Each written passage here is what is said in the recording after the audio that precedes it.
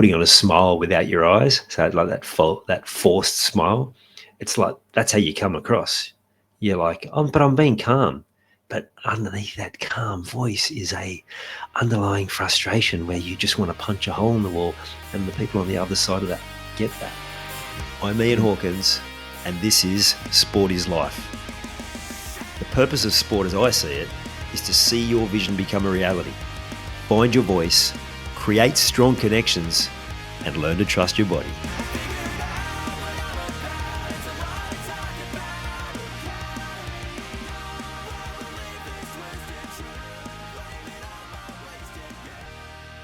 I was chatting to a former Olympian the other day. They're actually a silver medalist.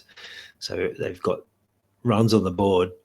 And the conversation turned to how they felt afterwards. They'd been pushing so hard for success and then felt all these disappointments and like emotions that many would consider negative, but it's what they were feeling. And we just had this whole conversation about how the programming is to not feel emotions. We get taught it from a young age. You might have even been guilty of this as a parent, telling your children, don't feel sad, don't be upset, don't be angry, telling them what to feel. Most people from older generations, myself in that category, and anyway, if you're anywhere 30 plus, then you would have had the same. You get told that not to feel. So it gets hardwired because from a young age, we get these instructions, and then what happens is that becomes a pattern.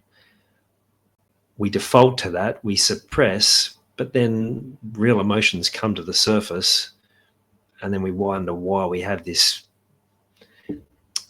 unease in our body, dis-ease, if you will, because we've got this internal contradiction fighting out. I can't feel this because this is the pattern, but I'm feeling these very real emotions. So we've got really good at suppressing. The challenge is that when it's been such a done thing, and then the general norm is, well, you don't show emotions, particularly if you're a man. You've got to bottle those things up. You've got to be strong, and you've got to put on a brave face. And there are certain times where you absolutely need to do that. You're not going to be helpful if in certain situations you're a blubbering mess. But there are other times where you absolutely need to allow yourself to experience the full emotional spectrum. And when you do, then you're going to realize that some of those things that you feared, they're not as scary as you think. And you're also going to find a power there, because instead of having this internal battle going on, you're going to have certainty on how you're feeling. And then when you have that self-awareness and you're understanding it, then you can take action to stop it.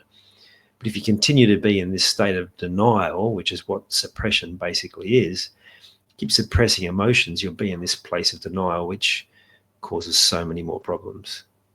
Because denial takes away self-awareness, whereas self-awareness gives you power. I talked about it on an episode in the last few days where I talked about when you have self-awareness. Oh, actually, it's on an interview coming up, so you will hear that in a few weeks' time. Self-awareness gives you a power to go, okay, well, here's where I am. This is what's going on.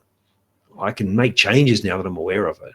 But if you just keep suppressing things, pushing them away, not facing them, then it's to the detriment of your power, of your strength, of so many of your abilities. So it's not about going from one extreme to the other, and like I said, and then just allowing yourself to be a blubbering mess, because that's not going to necessarily get anywhere either.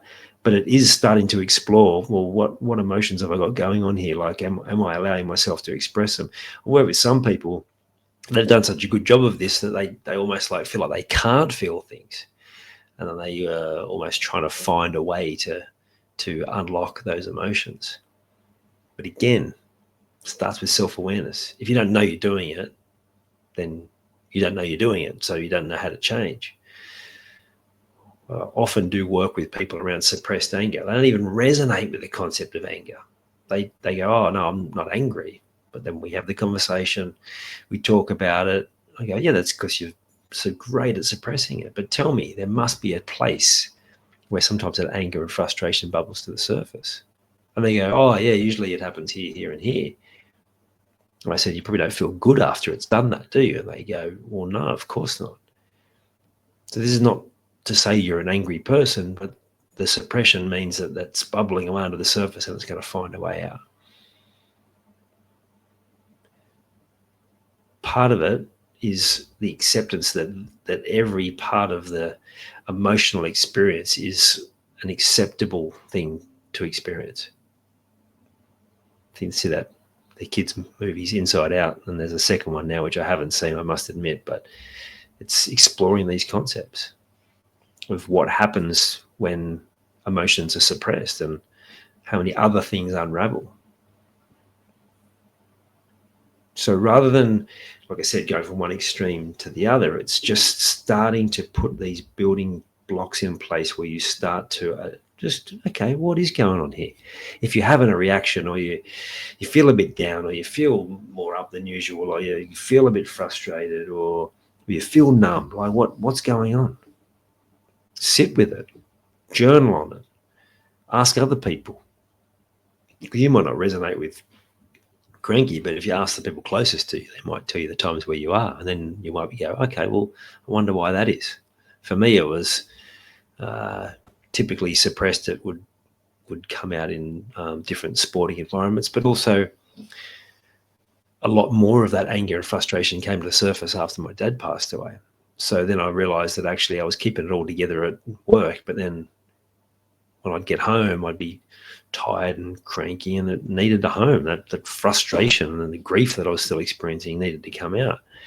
And what usually happens is, if you've had some sort of setback, it doesn't have to be as dire as someone dying, but it can be just a loss of a job, or just a big setback in life, relationship breakdown, a friend that's having problems with a friendship relationship. It could be anything, but that causes all of those emotions to be heightened, and the suppression gets more difficult to do, and things start bubbling to the surface, and then you run into problems where it just doesn't compute. And that's where you can feel more down, like lots more anxious, lots of different things. A lot of the not all, but a lot of mental health challenges are a result of the suppression. And coming to that place of self-awareness and starting to understand your emotions more is a powerful place. Because once you're aware of them, and once you can manage them, once you can regulate them, then the ability to take on all situations is so much improved. Often when I'm working with people that are struggling in relationships, it's not the content of the conversations that's the problem. It's the energy behind it. It's the like putting on a smile without your eyes. So like that forced smile. It's like, that's how you come across. You're like, but I'm being calm. But underneath that calm voice is a underlying frustration where you just want to punch a hole in the wall, and the people on the other side of that get that. But the moment you can get to that point of being able to be aware of emotions, to learn to regulate emotions, then that calm allows you to navigate those same conversations with often the same content, and someone might come back at you with something else, and instead of reacting, you just stay in that calm place. It takes all the oxygen out of the fire, and the fire dies down. So that's how important that ability to step into more of those emotions and learning to regulate them. Don't fear it, embrace it. There's also a little bit of a fear of, well, how strong could I be if I can manage all my emotions? I've talked before about sometimes it's not the fear of failure that's a problem, it's fear of incredible success. And it's just another example of an area that if you work on, you'll see so much power and so many possibilities. Often in dreams, emotions are represented by water.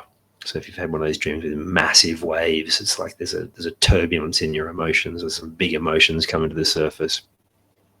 But I love the concept of the ocean, because the more you can calm the sea, flatten out the ocean, or the ocean, like an ocean of possibilities. you've been playing in this small pool, but the moment you learn to regulate your emotions, then suddenly you've got this whole ocean, calm ocean to play in, and that's where all sorts of opportunities will come your way. So your project is just to be aware. Get your journal, record your results.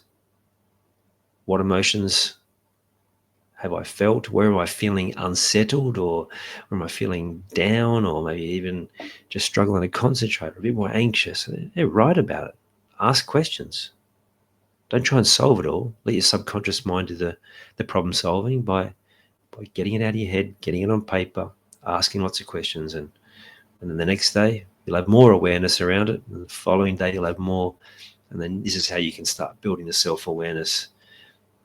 Once you've got the self-awareness, then we can step it up to learning how to regulate your emotions, and that's where we start talking about things like meditation and deeper levels of processes and strategies you can take to stay on top of your emotions. So if you haven't already, start the journaling. If you haven't already, start practicing your meditation. I was having this conversation with my son this afternoon, and he's like, oh, but it takes so long. And this is like, yeah, but it's a practice. You'll get better at it. It won't be something you feel like is so foreign. And as I've mentioned before, if you're ready to grow your meditation practice, then check out the performance meditation training. You'll see it on my website, Ian Hawkins Coaching /performance meditation, and you'll see the page there. You'll see what you'll learn. You'll see the benefits, and if it's calling you, you'll see how you can make that investment in yourself to learn how to improve your meditation, to be able to regulate your emotions, step into more of that strength and power. You've taken the time to listen to this whole episode. Now it's time to take action. Commit to one thing you've learned today and make it happen. And to avoid any obstructions, join the Sport is Life movement by clicking on the link in the show notes.